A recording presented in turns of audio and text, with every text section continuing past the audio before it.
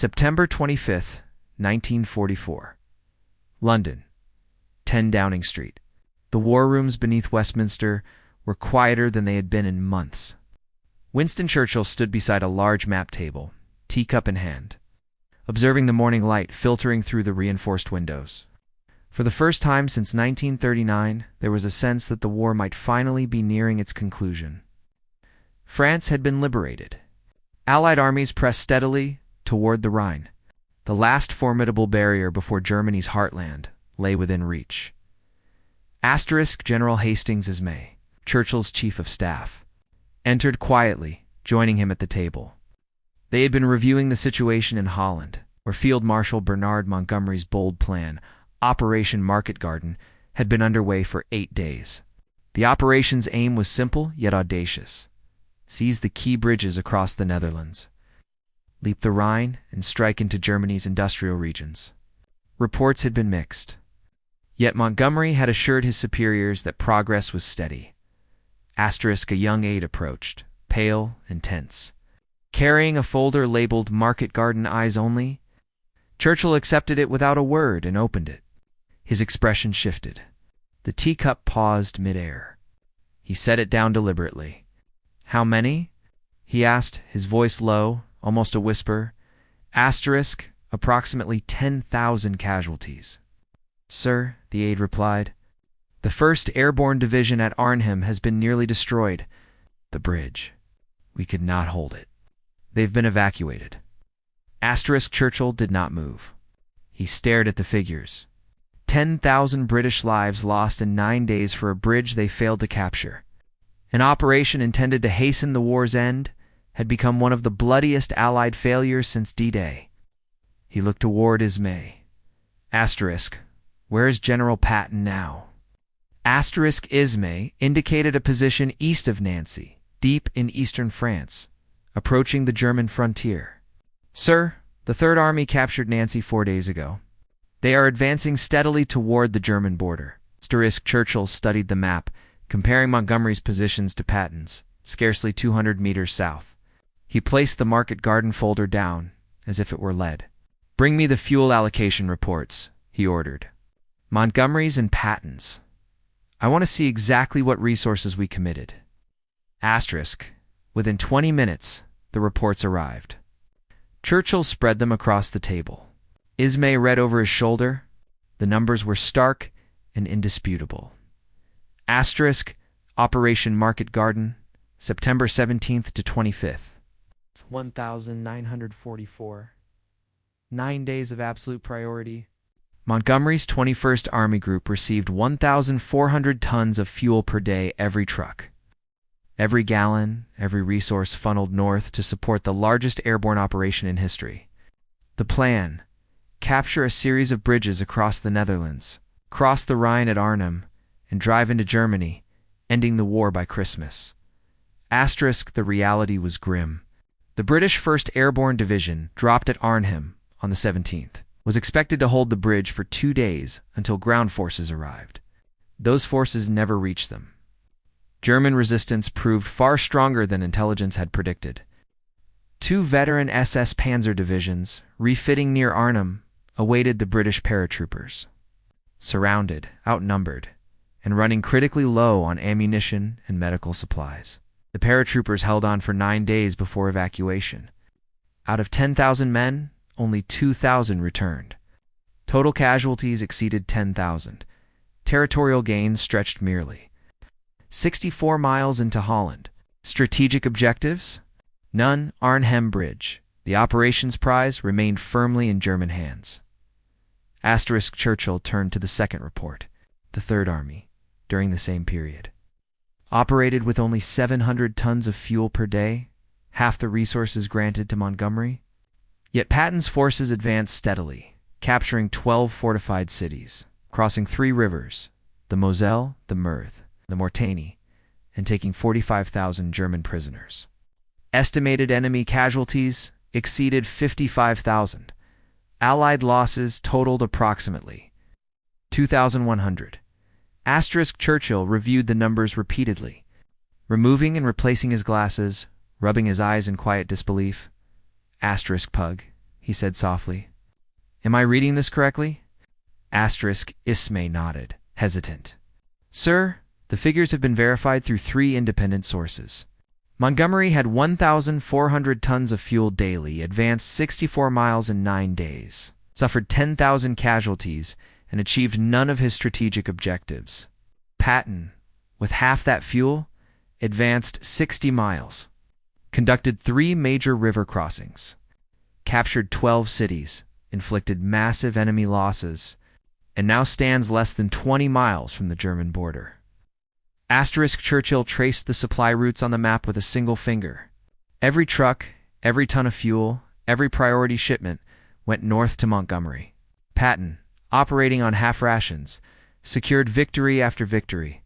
He looked at Ismay, his voice calm but sharp. Get me General Eisenhower on the telephone. At once. The secure line connected to Supreme Headquarters Allied Expeditionary Force in Versailles, France. General Dwight Eisenhower was in the midst of a staff meeting when his aide announced the Prime Minister is on the line. Eisenhower's face tightened. Churchill called only under circumstances of real urgency. Good morning, Prime Minister Eisenhower began formally. Good morning, Ike, Churchill replied, clipped, precise. I require an explanation, one that I can present to Parliament within 48 hours. Why authorize an operation that consumed our entire logistical capacity, yet delivered the bloodiest week since D-Day? There was a pause. Eisenhower's staff listened attentively, the tension palpable. Market Garden was a calculated risk, Eisenhower explained. Field Marshal Montgomery believed, and our intelligence concurred, that German resistance in the north was collapsing. The plan aimed to exploit that weakness with a rapid thrust supported by airborne forces. I am well aware of the plan, Churchill responded evenly. What I need to understand is this. While Montgomery took casualties with every advantage we could provide, Patton, with half the fuel, captured city after city, crossed rivers, and inflicted decisive losses on the enemy. Explain this disparity. Eisenhower's words were measured. Georgia's sector faced lighter opposition. The Rhine crossings were less fortified. Strategic importance. Do not insult my intelligence, Ike, Churchill interrupted sharply. 45,000 prisoners. Entire divisions. These are not light opposition. Patton is destroying German units. Montgomery loses an entire airborne division for a single bridge. Help me understand. A barely audible sigh passed over the line.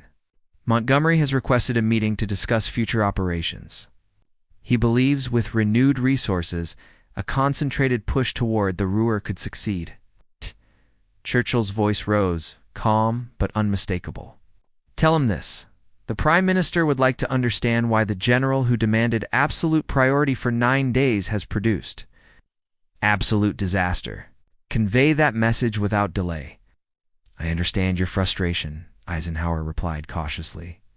Public criticism could fracture Allied unity at a critical moment. Unity did not save the men at Arnhem, Churchill said steadily. Results do. Patton delivers results. Why are we withholding recognition from success? Eisenhower remained measured. I am not punishing anyone, Prime Minister. My concern is maintaining the coalition, not political expedience. Churchill hung up before Eisenhower could respond further. Ismay watched as the Prime Minister lit a cigar, his hands trembling slightly. Churchill turned back to the map. Bring me the casualty lists. Every name. I want to know who we lost at Arnhem. Within 24 hours, the British press had the story. The Daily Telegraph ran a front-page headline, Arnhem, 10,000 casualties in failed Rhine crossing. By noon, Fleet Street was alive with reporters demanding answers. Fuel allocation numbers were leaked, likely from Churchill's office. Questions flooded in. Why was Montgomery given all resources while Patton was constrained? Why approve an operation costing 10,000 men for no gain? Why were American generals achieving success while British efforts faltered? Labour MPs began preparing inquiries for Parliament. Churchill's office received hundreds of letters from grieving families. Mothers' wives, sisters asked why their sons had died for Montgomery's ambitions. Why had intelligence on German tanks been dismissed? Why were men lost while Americans succeeded? Meanwhile, At Versailles, Eisenhower's staff faced their own crisis. Montgomery arrived on September 28th, demanding a private meeting. For 3 hours, voices were heard through the closed door. Montgomery was defensive, insistent. He blamed weather, unexpected German resistance, intelligence failures, even Polish paratroopers landing incorrectly. Outside, General Walter Bedell Smith, Eisenhower's chief of staff, listened in grim silence. When Montgomery finally departed, rigid and silent, Smith entered the office. "How bad?" Eisenhower asked. "He wants another offensive. Full resources. A single thrust toward the Ruhr," Smith replied. "He claims Market Garden failed because he wasn't given enough." Smith shook his head slowly. 10,000 men lost, with absolute priority, and yet Montgomery demanded more. "Patton's success is irrelevant," he says. "That sector isn't strategically important." "George took 45,000 prisoners," Smith said quietly. "That is not irrelevant. That is a massive blow to German combat power." Eisenhower rubbed his temples.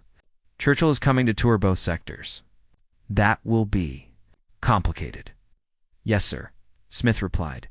200 meters south, General Omar Bradley, Patton's superior and commander of the 12th Army Group, submitted a formal logistics request. It was professional, concise, but clear in its implications. The Third Army is positioned to reach the Rhine within 10 days, if supplied adequately. Current operational tempo demonstrates capacity for sustained offensive action, with minimal casualties and maximum territorial gain. Immediate increase in supply priority is recommended before German forces consolidate. We are winning the war with our hands tied, while others operate unencumbered.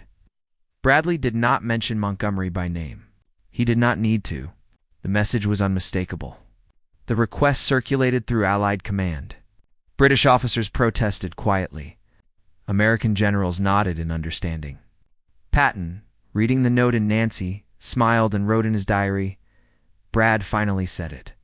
About time. October 1st, 1944. Churchill arrived in France unannounced, flying directly to Eisenhower's headquarters at Versailles. British and American generals gathered nervously in the conference room. Churchill carried a thick bound report, stamped with the War Office seal, and placed it on the table with a weighty thud. "Gentlemen," he said, calm and deliberate, "I have compiled a comprehensive analysis of operations from September 17th to 25th.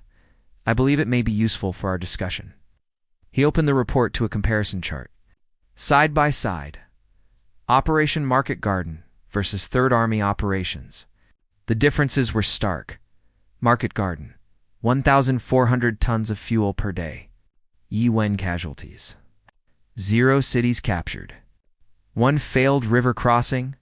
0 strategic objectives. 64 miles gained. Arnhem Bridge not captured. Third Army, 700 tons per day. Launten by casualties. 12 cities captured. 3 rivers crossed. Breached German defenses in strategic sectors. 60 miles gained. Civ 1 Wu 10 prisoners. Positioned at the German border near Cerebrook, Churchill's voice cut through the room. How is this possible? Montgomery had every advantage. Patton had half yet produced results that make Market Garden look like a mere training exercise gone wrong. Explain this. Silence filled the room. British officers avoided eye contact. American officers shifted uncomfortably. Eisenhower cleared his throat, measured. Yet even he could not disguise the gravity. "Prime Minister, the operational contexts differ," he began. Montgomery faced entrenched SS divisions. Patton faced. "Do not try to excuse it, Ike," Churchill interrupted firmly. 45,000 prisoners. Patton destroyed real combat forces. Montgomery lost an entire airborne division for 1 bridge. The terrain does not explain this. I will tour both sectors tomorrow. The contrast will speak for itself. October 2nd, 1944, the Netherlands. Churchill's motorcade arrived at the staging area for Market Garden. The operation had concluded a week prior, yet the evidence of failure remained undeniable. Burned-out vehicles littered the roads, destroyed gliders lay scattered across fields, and temporary graves, marked by helmets and rifles, stood in solemn rows. Field Marshal Bernard Montgomery greeted Churchill at his headquarters tent. Impeccably dressed, posture rigid, yet tension etched into his jaw. "Prime Minister," he said smoothly, "I am glad you could visit. Seeing the situation firsthand will, I hope, clarify the challenges we faced." Churchill remained silent. He gestured toward a nearby jeep. "Show me." They drove north along the route the British armored divisions had been intended to use, Hell's Highway. Soldiers called it. Craters from German artillery punctuated the roads. Burned tanks, British, American, and German alike, marked the passage. Montgomery explained, detailing intelligence failures, unexpected German reinforcements, and the limitations faced by his forces. "You were warned," Churchill said quietly. Eyes fixed ahead. Dutch resistance reported German armor, Montgomery replied. "I dismissed it. The intelligence was inconclusive. Command decisions in combat required judgment." Churchill's gaze did not waver. 4,500 men of the 1st Airborne Division are dead or captured because you dismissed intelligence as inconclusive. The failure was not theirs. It was ours. They reached the furthest point of the operation, the Arnhem Bridge. Across the river, German forces maintained their hold. The British paratroopers had fought 9 days to secure it and had been evacuated just a week prior. Churchill looked across the Rhine. "A bridge too far," he said.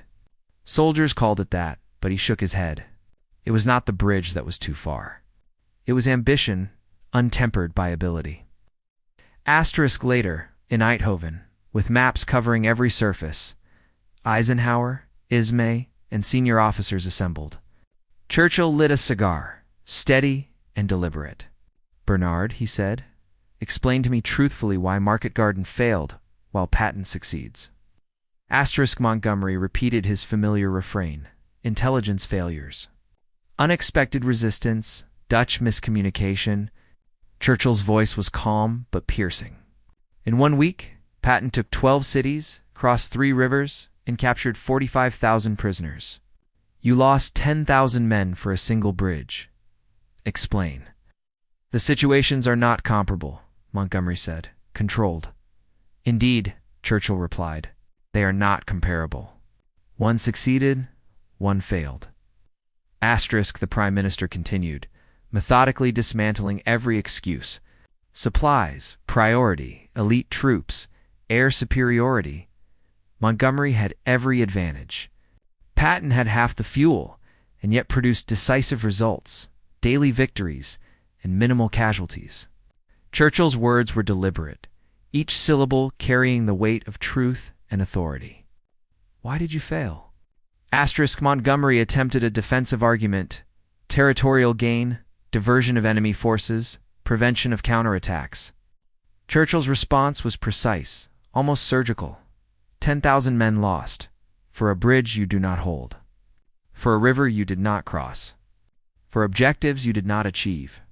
While you were losing men, Patton liberated cities, captured tens of thousands of prisoners, and brought the enemy to its knees. The room was silent. Eisenhower's expression revealed unease. Ismay wrote notes with extraordinary focus, avoiding eye contact. Churchill's voice, cold and measured, continued, "Wars are not won by planning alone.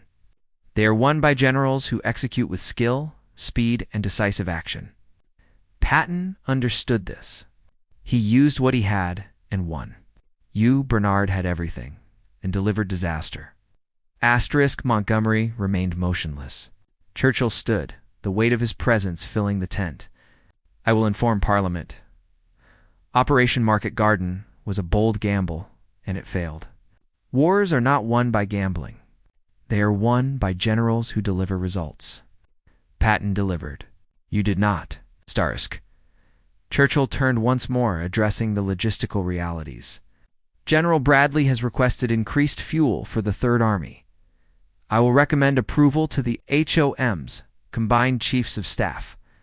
Patton will continue advancing. You will not receive such priority again. Montgomery nodded stiffly, leaving without comment. The silence was profound, a political earthquake within the Allied command. Montgomery retained his position, yet his influence was permanently diminished. The single thrust strategy, concentrating all resources on one front, was rejected. Eisenhower's broad front approach became official policy.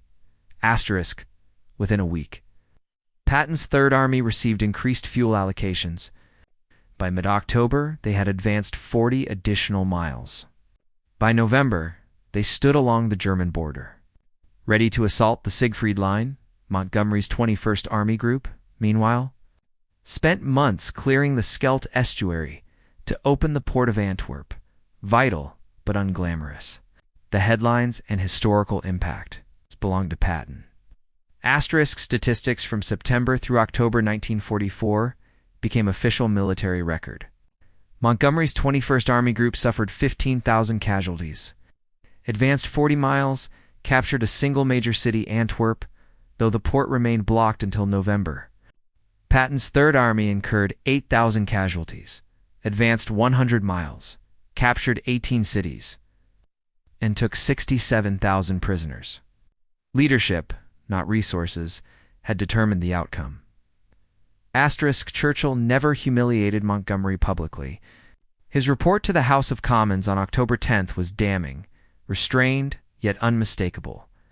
He praised the courage of British paratroopers, acknowledged operational difficulties, and concluded, boldness must be married to flexibility and speed. Some commanders possess this combination naturally, others do not. Everyone knows who I mean, in private diaries. Churchill was blunt. Patton moves like lightning. Montgomery plans like a lawyer and executes like a clerk. The contrast is staggering. By December 1944, during the Battle of the Bulge, Hitler's last major offensive, Patton again proved decisive.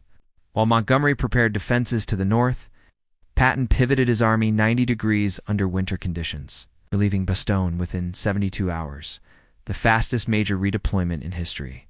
Casualties were minimized, the German offensive collapsed, and Allied forces regained momentum. The lesson of Market Garden and Third Army operations became a foundational study in military. Strategy, resources alone do not win battles. Leadership does. Montgomery had every advantage and failed. Patton had half and succeeded. The difference lay in understanding that war rewards decisiveness, flexibility, and speed. Montgomery was meticulous but slow. Patton was dynamic and relentless. When Germany finally surrendered in May 1945, Third Army had advanced deeper than any Allied formation, captured over 300,000 prisoners, and liberated over 80 major cities. Montgomery's final position, cautious and methodical, remained in northern Germany. Patton's forces reached Czechoslovakia, halted only by Eisenhower's direct orders. The story of Market Garden is not a tale of recklessness, but a lesson in command. Bold operations succeed only when led by bold men. Patton understood this. Montgomery did not. Churchill, with the clarity of experience, recognized the truth, and history would remember it so.